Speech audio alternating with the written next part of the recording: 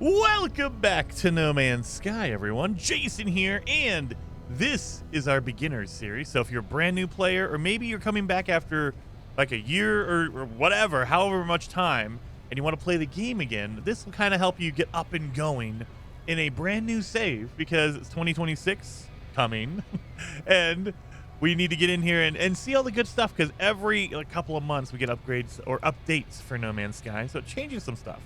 Anyway, last episode, we fixed up our ship. We are good to go. And we are ready to go with all of our inventories stacked full of stuff. Oh, yeah. I didn't show you guys in the last episode the rusted metal. Why? That thing is a waste. So, remember, in the last episode, we were opening these containers, and sometimes you'll see little junk that's inside, right?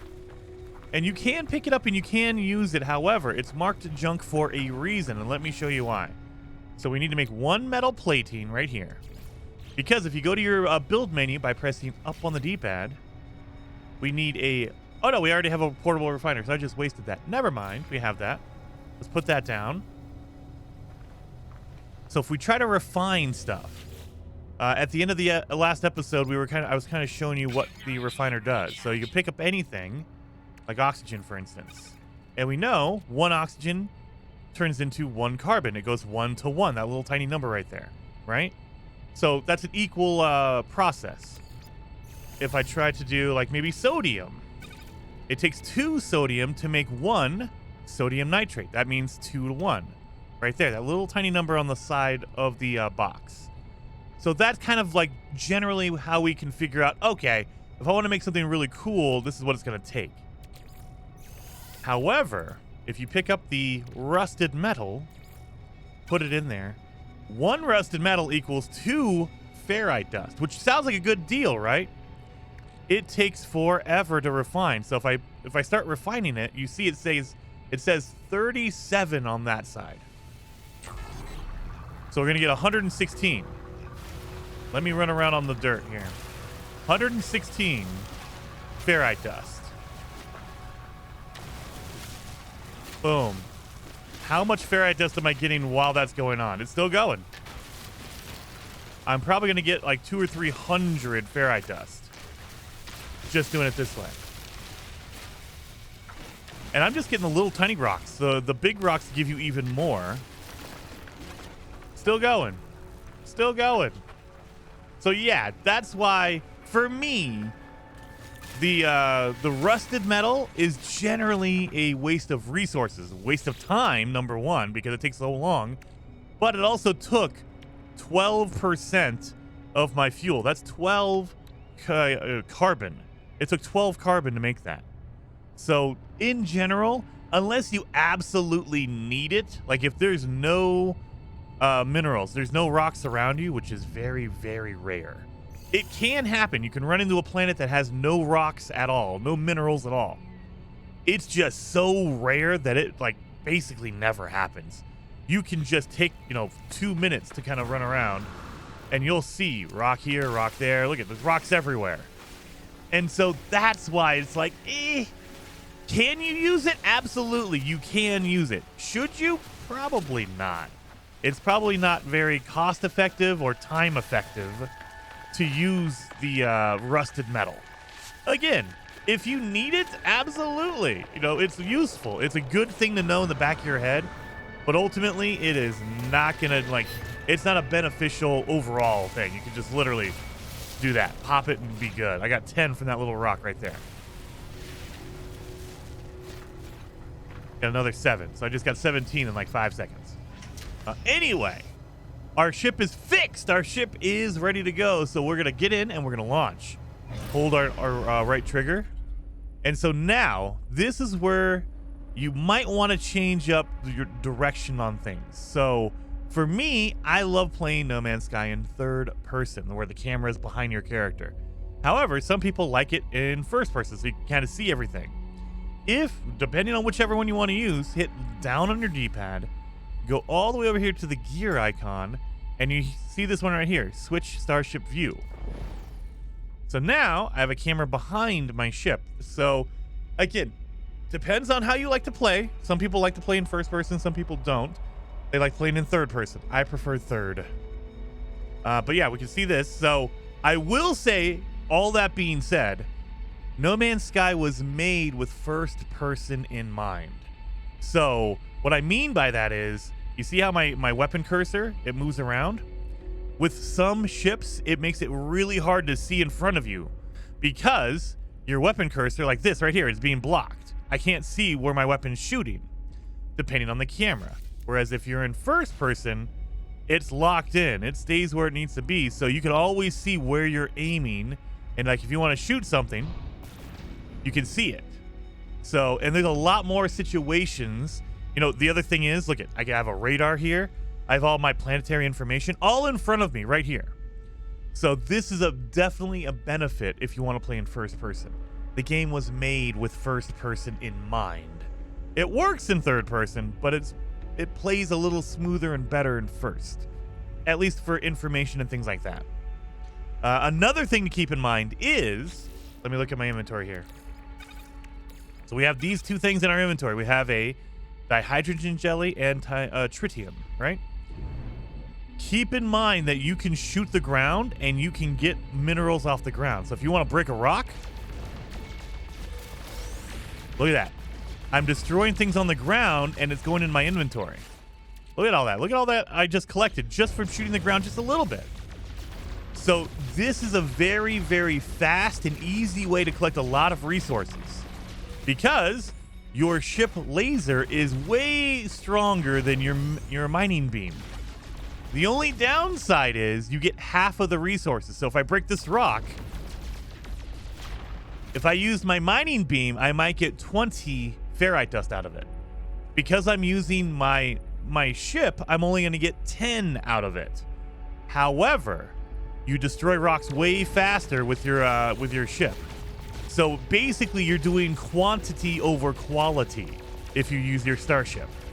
You're going to be breaking a whole bunch more rocks, and you're going to get, overall, you will get, depending on the layout, depending on how many rocks are close together, you can potentially get way more resources, but you're going to get less resources for each one. So just keep that in mind. So it's always way more beneficial to be on foot because you're going to get more per minute, more per item, per resource. But if you just want to do something down and dirty and get it really fast, you can just do it this way. And you will get a whole bunch of stuff. You just fly around for 5 minutes and just destroy every rock, every plant on the ground, and you'll get a whole bunch of it. Now, it is very limited. You can only break rocks and plants and stuff like that. You will never be able to destroy the advanced items, meaning like this right here. I can't destroy that. I'm doing damage to the little rocks around it, but that little red shiny spot, that was phosphorus. That's an advanced material that I cannot get with my ship no matter what. You will never do it. This rock right here, it says, sorry, you need an advanced mining laser. I could shoot it all day. It's never going to break. I'll break all the rocks around it, but not that one in particular. This thing is just never going to explode. So yeah, you cannot get your advanced items, only your basic stuff with this. All right. So we've done that. We farmed up a whole bunch of stuff. Look at all this. Boom. Beautiful. We have so much room in here. Oh, I killed an animal. Oh, God. Meaty chunks. Go. I killed somebody. All right. Anyway, let's go out into the atmosphere because that's our mission. We have to get out of the atmosphere, escape the planet. So if you hit right trigger, that's basically your gas, your acceleration. But if you're on Xbox and you hit B, or on PlayStation you hit O, you do a boost. That way you fly a little bit faster. And we just left our planet. So now we're Mimata Drace. That is our system. So now we're in space. So let's look down at our planet. That's the planet we just left. And this is kind of like they give you the tutorial on how to fly your ship. So hit your right trigger. You kind of fly around a little bit. Your boost, again, is with B if you're on Xbox. It's O if you're on PlayStation. And it gives you a little bit of a boost. And then if you really want to go fast, if you want to do a Ricky Bobby, all you have to do is hold down left and right bumpers, or R1 and L1 at the same time, and hold it down. It has to charge up, and boom! It charges up for about 2 seconds, and then you're done. You go flying super fast. So this is your pulse drive. Oh, we got a call coming in on our communicator. Let's get that. Incoming transmission. Source 4925B. Please identify yourself. And it cuts out. Yeah, sure, let's identify ourselves. You are not alone. Follow and it cuts out. The broadcast ends as strangely as it began. The final piece of the signal appears to be a set of planetary coordinates. Well, let's plug those in. Where's this thing at? Alert. Navigational data received. Where is this thing at? And it's over on this planet right here. So another thing to keep in mind is, if you look at anything, it's undiscovered, an unknown planet. Just like all the rocks and plants that we were scanning earlier, you can scan a planet to see what it is. So if I hit left stick, if I click it in, it'll do a scan at whatever I'm looking at. So that is oh god, of course it's going to be covered up by my signal source. All right, let's do this one then. That way it's not covered up. Let's do a scan on this one. That's a Hemnull planet. So you see, the planetary description will tell you what kind of planet it is. A Hemnull planet, it has frost crystals, copper, dioxide, and cobalt on it. Now, that first item that's in green, that is a specialty material that only appears on that type of planet. So because this is a frozen planet, it will have frost crystals on it. And so that's why if you're looking for that particular item, sometimes you'll need a special material like frost crystals. That's the planet you want to go to. Let's look at another planet and see what we have over here. It's the planet we just came from. You see how it says Solanium. That is a hot planet, so Solanium will be the special material from there. That's why it's in green. It is a plant that you can pick up. Then you see right below that it has copper, which is in yellow. That is the special metal on the planet. You'll get copper sometimes. Sometimes you'll get one called emerald, or oh god, what is the other one? Indium. There's metals like that. That'll be your secondary one. And then the ones underneath that, phosphorus and cobalt, are some other more common materials you can find on that planet. Now, in this case, phosphorus is locked to hot planets. Phosphorus is a specialty material that only goes on hot planets. But you can kind of get the info, like, okay, if you're looking for a special thing, you can look at it and be like, Doom. This is a boggy planet. It has no special material because it's just like basically a swampy planet. But it does have copper, paraffinium, and magnetized ferrite. What about this one over here? You can scan this one. Make sure you keep aiming at it. That's another frozen planet that has frost crystals. So we have 2 frozen planets in this system. So there you go. So that way you can kind of say, okay, now I know this is where, if I'm looking for copper or paraffinium, I know I can go to this planet and get it. Let's pulse drive over to this planet. So the other thing to keep in mind is, if you pulse drive, your ship will try to auto lock onto any markers that are available. So right here, I have a signal source. If I look over to the right just a little bit, if I try to pulse drive, notice how it moved my whole ship to lock onto it. That was the game. So if you're close enough to it, it will try to go to whatever that marker is. And in this case, it is a mission marker, but if you use a planetary chart, you might mark an alien ruin. And then, if you pulse drive, it'll try to lock onto it if you're close enough. So, it's not going to turn my ship 180 degrees, not totally spin it around to look for it. It just says, basically, it's like an intuitive part of the game that says, oh, they're aiming towards this marker, so they probably want to go to that marker. Let's just lock in, make it easy for them. That way they can go there. So this is going to be the introduction to the worst feature in this game. You guys will hear me talk about this all the time. I absolutely hate this part. But This will give you the target sweeper part of the game, and they use this a lot, and it drives me up the wall. I wish they could turn it off, but you can't. As of right now, maybe a future update will let us do that. So it marks the general location for you. So let's land here. It says, hey, look, this is where your mission is. Let's land here. Can we get out? And then it says, hey, look, your mission's around here somewhere. So if we pull up our visor, it'll go into target sweeper mode. This is absolutely ridiculous. I hate this dang thing. But essentially, the mission marker will tell you the general area. And they want you to land your ship. And then when you get out, pull out your visor.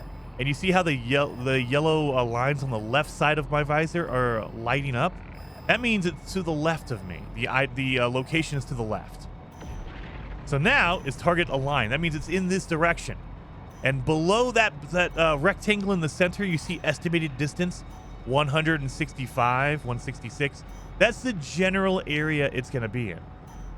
If I go to the right, see how it goes to the right now? So it's kind of directing you towards the location. But look at that.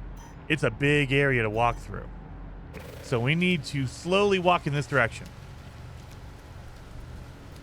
And as we do it, it'll get more and more, as you get closer, it'll get more and more accurate.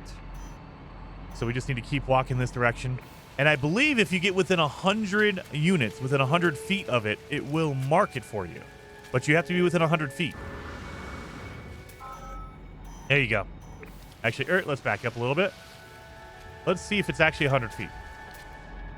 120. 117. Let's see. There it is.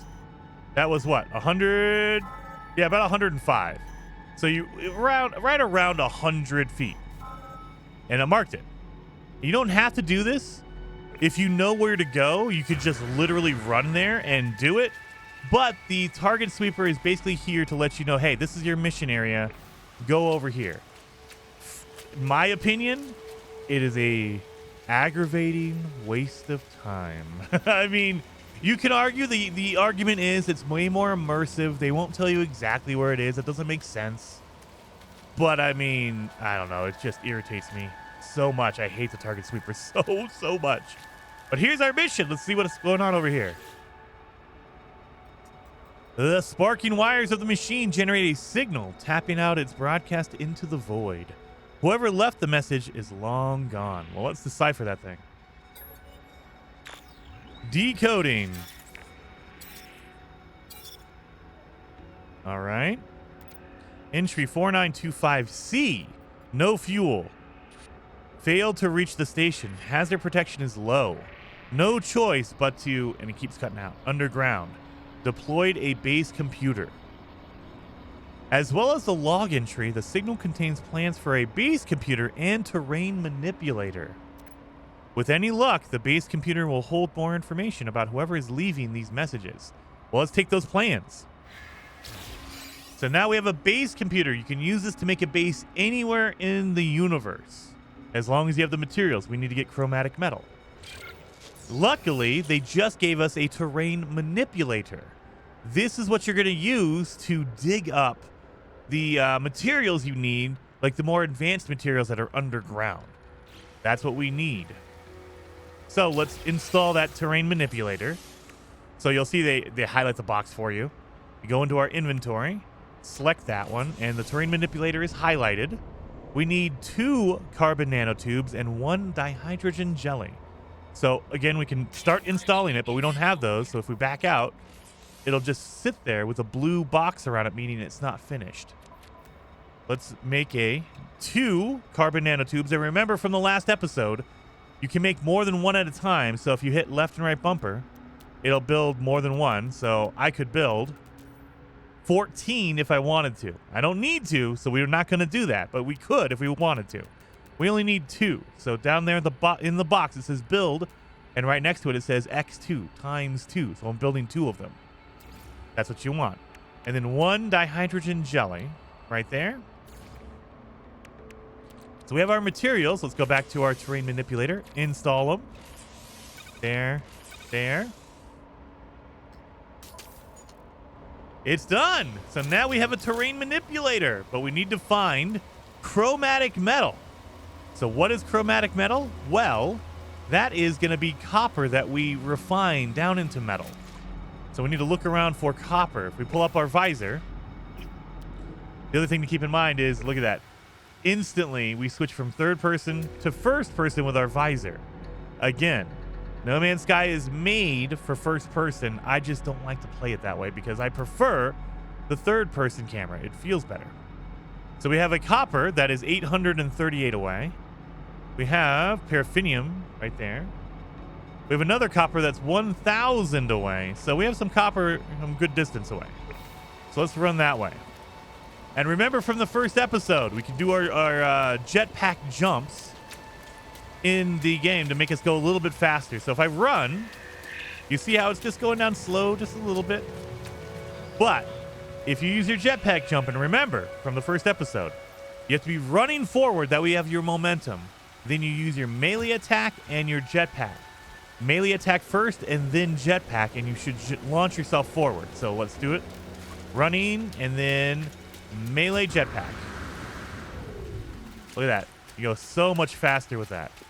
You know, let it reset, do it again. And I do it all the time. It's like second nature. I am constantly doing jetpack jumps. So it helps you be really, really fast, especially when you're on foot.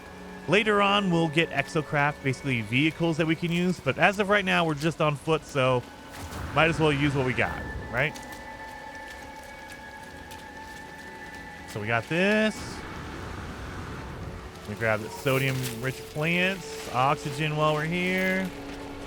Look at this big spiky guy. And remember, we're on a brand new planet, so we can scan everything again and make a little bit extra money. Same thing for all the rocks as well. So if you see a rock, scan it.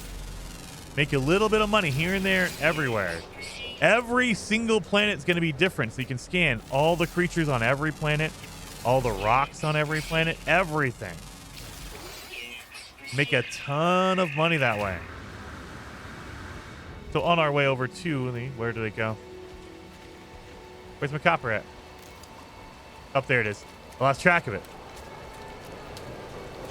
So remember also, we pull up the visor. You can mark a location or an item with your visor by clicking in and holding X if you're on Xbox, square if you're on PlayStation. That way you don't have to keep your visor open constantly. You can kind of say, okay, that's the thing I want, and it'll keep it marked until you get there. So we want to mark their copper, so let's do that. That way, yeah, again, you don't have to keep your visor up constantly. You can just say, okay, that's my thing. I'm going to go there and get that. There's some crabs.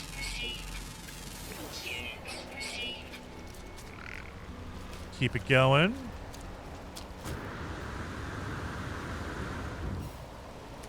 Looks like, yep, there's a trading outpost over here. So that's a location where other AI pilots, or basically non-player characters, can land and do some shopping, and you can trade with them. But we'll get to that in a minute. Right now, we just need to find some copper. So here we go. We have copper. So before you get it, you need to use the terrain manipulator, the weapon we just installed on our multi-tool. In order to switch to it, you need to press Y if you're on Xbox, triangle if you're on PlayStation, and it switches your mining beam. So now we're on a terrain manipulator. So we can switch between a mining laser and a terrain manipulator. The other thing to keep in mind is with the terrain manipulator, you have a whole bunch of different settings on it. So once you have the terrain manipulator out, by default, it goes to mine. So I can mine the ground, right? I can just dig up anything around me. Or if I press B if I'm on Xbox, or that would be circle on PlayStation, I just switch to create. So now I can build. So now I can, make my own little pathway here. If you want to. Look at that. Boom. It's so freaking cool. But you can also do this. Press B again, or O, and now I'm going to flatten it. So now if I'm trying to make a base, and look at all these hills, I want to build something, but it's just too hilly. There's too much stuff going on here. I can flatten it. So if I flatten it, it locks into wherever you're flattening at. So it'll lock in right here if I flatten right here, right? And look at this. It flattens everything. It will not raise the ground, but it will lower the ground. So there you go. So there we go. We're flattened there. And then you're like, actually, you know what? I don't like that. I don't like that at all. So actually, I want to flatten up to here. This is actually where I want to flatten, right to here, right? So then you just get up there and put your target locator, your little crosshair, wherever you want to flatten. You want to flatten it here. But now I have a problem because there's a big hole right here, right? If I press B or O one more time, I will go to restore. So now it'll put back whatever I took away. So there we go. So now it'll put it all back. Anything in orange, it will reset it back to the natural state.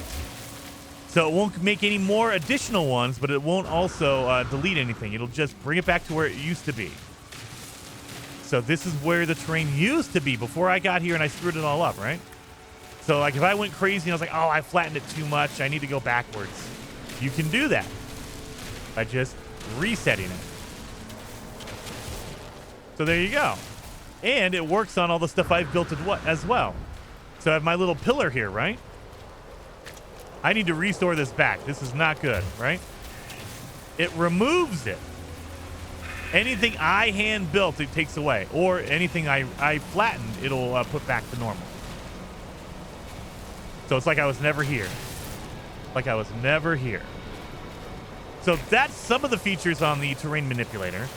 But the big one we need to focus on is the mining beam, because we need to dig up this copper and use it.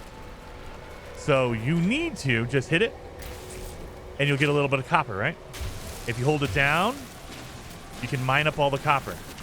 Now keep in mind, there are different sizes. So if you hit left and right bumper, you'll see the little orb, right? That's how big the mining beam is. Now, the thing to remember in No Man's Sky is the larger the beam, the faster it'll move. However, the less resources you'll get. So if I use a big beam right here, right? Let's get up this little piece of ground right here with a big beam. The biggest one we have. I got 6 silicate powder out of this gigantic area. If I go down to the smallest one by hitting left bumper or L1 and R1, left bumper makes it small, right? We got 6 for this gigantic area right here, right? I just got 7 out of that area. So that's the difference here. Look at that. 7 from this, 6 from that. Keep that in mind when you're trying to mine up like a special resource like copper. The larger the beam, the less resources you're going to get from it. Now, the trade-off is the larger the beam, the less fuel you use. So I can just go through and I can clear out an entire area by using really like nothing, no fuel at all. My mining beam will last forever because I'm not using very much fuel. But I'm not getting very many resources. If I go to the smallest one,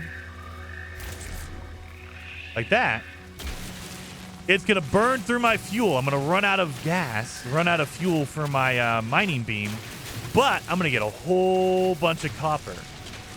So that is the trade-off. And it's going to take you a lot longer because it's very, very precise. And so it's giving you a lot more resources per square inch.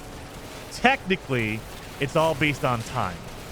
So you're getting more resources per second because you're mining so slow. But that's a technicality. So there's really big details. If you want to know really extreme details, I highly suggest Zane's World. He will tell you exactly how it shakes out. But essentially, just the general 30,000 foot view, the very general thing, the smaller beam gives you more, the bigger beam gives you less. That's all you need to know, really. That's all you absolutely need to know. So we can just do that. Boom. And by default, like if you switch back to your mining beam, and then switch back to your terrain manipulator, it puts it in the middle. So you have a small, a medium, and a large.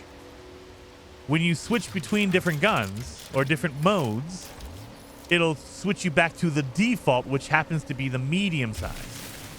So I find the medium size is perfectly fine. You don't need to go to the small size. However, you can if you want to. If you really like, dude, I want to get every single scrap of copper out of this little deposit, you can just switch over to the small one and get every little tiny scintilla of it if you'd like. But all that being said, we just picked up 300 copper out of there. So now we need to make that into chromatic metal. I'm going to head over here to this cool location right here. So let's do it because this is a building. So they flatten the area around the buildings. Let's put down our portable refiner. We need to make sure we have fuel in it. That way it can run. So put some carbon in there. And then we need to put in our copper. Now copper changes to chromatic metal, as you can see, but it takes 2 copper to make 1 chromatic metal. So it'll cut in half whatever you have. So we have 310 in there. If we refine it, it'll turn into 155 chromatic metal. And it's going to take you a minute, it's going to take you a while to get that refined. So we're going to do that. But while that's running, this is a trading outpost. Essentially, this is where pilots can land, aliens can land, and trade for goods, for items. So if you want to, you can actually come up here and talk to different pilots. And you can say, hey, what do you have for sale? And you can buy things from them. You can also talk to the random aliens on the space trading outpost. Let's talk to a pilot. So we talk to an enemy slayer. We don't know their language. It's like, oh no, what the heck? Enemy slayer Mabria. Don't know what you're saying. Sorry, buddy. The warrior is open to trading and to discuss the sale of their ship. So any pilot in the game that's not another player will gladly sell you their ship. Now, it depends on what the ship is and what they think it's valued at. So you're going to find some ships are very expensive and some ships are really cheap. So if we make an offer on the lifeform ship, this is his ship. He has, it looks like a hauler, and it's an A class. So this is basically the overall, this is what he has. He has a shield upgrade. He has, all the basic stuff, an engine, a launch thruster, a shield, a weapon, all the basic stuff in here. So let's negotiate the price. So he is saying mine is worth 33 million, 33.5 million if I want to buy his ship. However, I could exchange. I could trade him mine, and my value for my ship is 3 million. So mine's a very cheap ship. So I will get 3 million discounted on the price. I don't have that money, and so he's like, nah, dude, you don't have enough money. I have to decline. But you can trade your ship in if you'd like. You say, hey, look, I actually don't like this thing. It sucks. So I don't want to keep it. You can trade it for him. Or if you want to keep your own and then buy an additional one, you can just buy it for 33, the full price. I don't have either one because I'm very broke right now, so I'm going to decline. But also, the other ship pilots will also trade with you items. So let's offer to trade. And so he's selling all of this. This is what he has. I don't need any of this stuff, and I barely have any money, so I don't have very much money. But the other thing we could do is we could sell. So if I wanted to, I could sell my vortex cube, what I picked up. I'm going to get 5,000 for that. But keep in mind, these prices are going to change per system and per pilot. So right now, he's going to give me $5,355, money for that. But right underneath the name of it, it says Vortex Cube and Demand. He doesn't really need it, so that's why demand is lowered. It's minus 7.7%. So it is 7% less. He's going to give me 7% less money than the average. That's why I'm losing money a little bit. Whereas my silicate powder, he's like, dude, you get a plus 0.4%. So I get a plus 0.5% more money for that. So my carbon is a 1% addition. So in general, things will go up and down about 5%. So that's why it's in white. However, if you see anything that's in green, it will be a really good one. If it's in red, this right here, gold, 11% less like money. Like I'm losing 11.9% on every sell for this. That would be in red. It would be like, sorry, you're losing way too much money. I would recommend not doing that. But yeah, so overall, his prices are average. That's why they're in white. The demand is in white. So it's like, that's about average. It's going to go up and down by a few percentage points here and there. 7% is kind of steep, though. You don't want to lose 7%. Anyway, you could do that as well. Or you can recruit him to your squad. However, in order to use this option, you need a freighter, which is a way farther in the game thing. Once you have a freighter, you have a huge, massive, like, commanding ship. You can recruit pilots to be part of your squad, and they will come in and help you if you ever get in a battle, like in a ship battle. But that's way later on. Don't worry about that for right now. We're going to leave. So yeah, and every pilot is going to be different. So if I walk up to this guy, the warrior, we'll notice if we offer trade, he has different items. So the top are going to be the same. The Viking effigy and Viking dagger. This is a Viking alien, so they always have those. But like he has pugnium, tritium, gold. And look at his gold is not 11%, it is 1.5. So that's why it changes per pilot and per system. Depending on, like, he has a whole bunch. That's why his price is lower. But if I sell it, platinum, he doesn't want platinum. So that's why you'd want to do this. You know, you can buy some. Let's buy 5. And if we go to sell it, 13%, because he has a whole bunch of it. Look at that. He doesn't care. He's like, no. I have a whole bunch of gold. You go sell to somebody else because I have too much. I don't need it. So that's kind of like, you can do some inventory economy crashing, for instance. That's a big deal in the game. So you buy up a whole bunch of one resource, because when you buy it, it makes it more rare because nobody has it. And then you can sell it for a higher price. And so there's ways to manipulate the economy and all that. That's way more advanced stuff. We're not worried about that right now. All you need to know is, hey, look, when you're trying to sell or buy something, just kind of take a peek at what their demand is. And if it's a little bit higher, cool, sell it and make a little bit of money. If it's a little bit lower, maybe avoid it and sell it somewhere else, because you're going to lose a little bit of money. But overall, it's just going to be a few percentage points here and there. So it's not a big deal. So you can sell it and buy it for whatever you want, whenever you want. Not a big deal. All right, so our chromatic metal should be ready to go. Over here, cooked. Yes, it is. Let's take that out. All right, so let's put down our base really fast. And I'm going to put it down next to the market. So you can build a base anywhere that there is not a market, like, or not another player's base. That's the only limitation. If I put my base here, you cannot put your base right on top of mine. It doesn't count. So that's why you want to say, hey, look for an area that has no other player bases. But if you want to build on top of a building like this, you could totally do that. So I can make this into my base if I wanted to, essentially. And in a lot of players, they will take existing buildings like this and they will turn it into their own base. So let's do that. We'll put our base computer right here. And we have to interact and claim it. Excuse me, Ensign. Searching cartographic archives. Universal Archive search reveals no prior claims on this site. Sonar test confirms the site is suitable for construction. Would you like to claim it? Yes, I would. I literally just claimed this trading outpost. So again, majorly, the only limitation is another player's base. You cannot build two bases on top of each other. But yeah, this is ours now. We just claimed it. Oh yeah. So now we should have some more info in the base computer archives. Accessing log from previous user. Entry 4925D follows. Storm sweeping across, but construction supplies low. Depositing shelter plans. Cutting out. Need to. Cutting out. Back soon. Let's extract those plans.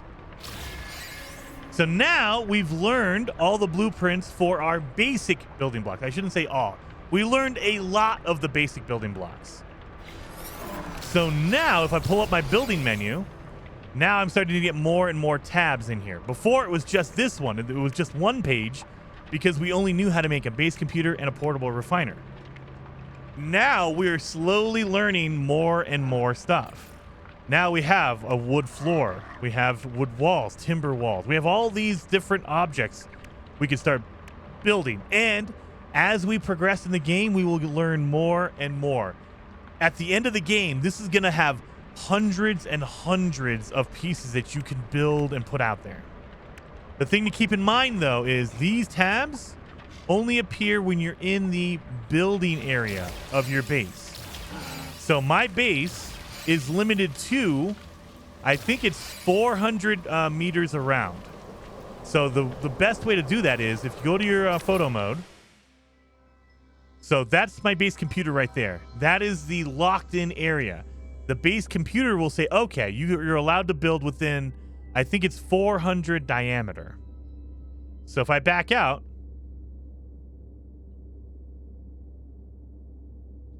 you'll see where the limits of the camera are, and that's generally your limits on where you can build. So there you go. Now, there are ways to extend this. There are ways to make this larger later on. But in general, that's basically your building area. It's this big sphere right here, right? And yet, there are ways around it. You can dig down in the ground and build down there if you'd like. But generally, this is your limits. Again, you can move your base computer. You can add more base computers to extend. All that kind of stuff is more advanced. For a beginner, just try to keep in mind that's your buildable area. The other way to test it is if you go out here, like go to the limits of where you're supposed to go.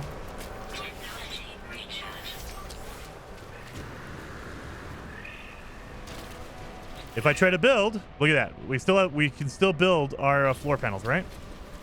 Let me get to the limits. I think over this crest line should be the limit. Let's see. 200, I think it's 4. So let's go to 4. I believe it's 400 away, but we'll find out. There it is. Nope, it's less than 400. Nope.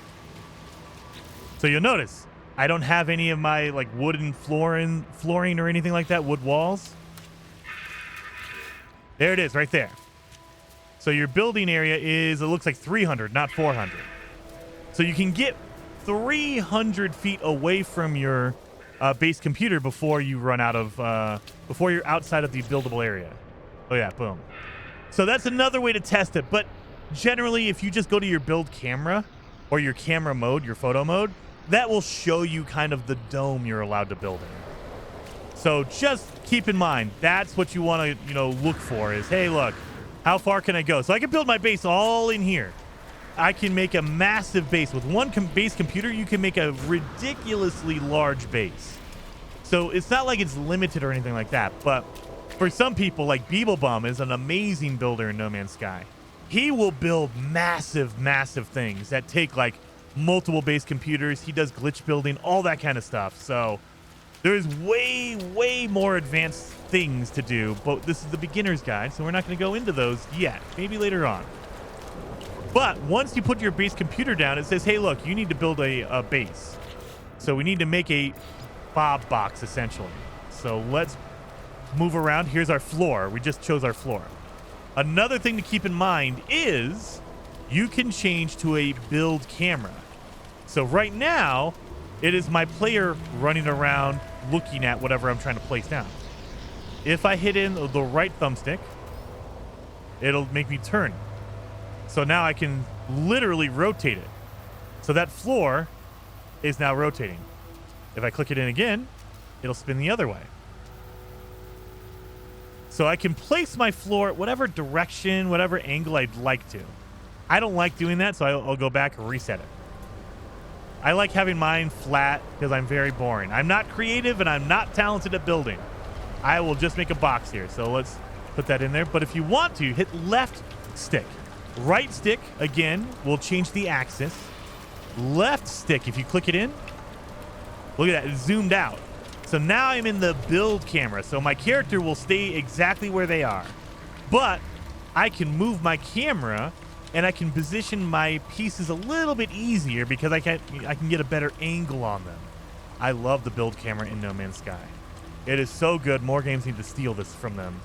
Anyway, build camera is amazing because now I can kind of get in there and say, okay, this is where I want to put my, you know what? Actually, I want to put it around right there. You know what? I'm going to use this as an angle right there. And now I can snap other pieces to it. So let's build another one. Another one. Another one. So the basics that you need to make a base, they will tell you down at the bottom right-hand corner of the screen. You see it says construct a shelter. I need to build a roof. So I've built 4 floor panels. Let's go back. Let's build some walls. Wall. Wall.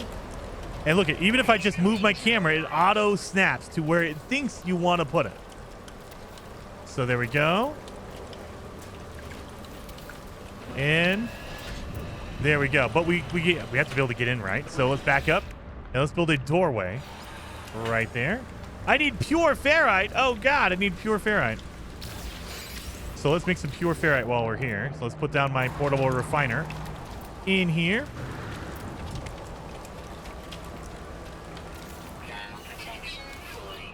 We need to refine regular ferrite dust. Remember, we need to do regular ferrite dust into pure ferrite. So we'll do that real fast. And while this is going on, I'll take a group, boom, and let it continue on.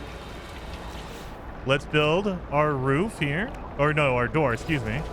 Again, I'm in my normal mode, but if I click in the left thumbstick, I can turn it into camera mode. And then I need roof, so let's do a rounded timber roof. Boom, boom, boom, and boom. So now I have a base. My little Bob box, my little square is here. So we're good, right? We have a base. The problem is my base computer is up there. That's an issue, right? Because I don't want to have to keep coming all the way up here to talk to my base computer, right? You can move your base computer. You can move anything. So go back into your build menu, press up on your D-pad. But before you choose anything, don't choose anything at all. Hit X if you're on Xbox, square if you're on PlayStation, and that puts you in edit mode. So now I'm editing. I can change things. Walk up to your base computer, highlight it, press right trigger, and it picks it up. And now I can move it wherever I want. So if I go into my build camera, I'm going to put my base computer inside of my base. That way I don't have to worry about running all the way back up there again and trying to figure out that. So I put it down. There you go. Exit out. Now my base computer is down here in my base. So yeah, you can move anything. Again, remember, if you go into your build menu, and before you select anything, just press X if you're on Xbox, square if you're on PlayStation, and it goes into edit mode. And you can say, hey, look, actually, you know what? I don't like this roof here. Let me pick it up, and I can move it wherever I want. So if I wanted to, I could put it right there. Now, it looks stupid there. I think it's dumb, but you can. You can edit any time. You can take it and move it and go, actually, you know what? I want to move it here or there or anywhere. Make it go over here. Snap, you damn you. I got to go do my build camera so I can zoom out. This is another reason why I love the build camera. I can zoom out and move it like that. Get the right angle on it. So yeah, there you go. Guys, we made our first base. It's a Bob box, but we made the first base. Hopefully, you guys enjoyed the video. If you did, hit that like button. And in the next episode, we're going to get farther into base building. So hopefully, I will see you guys then.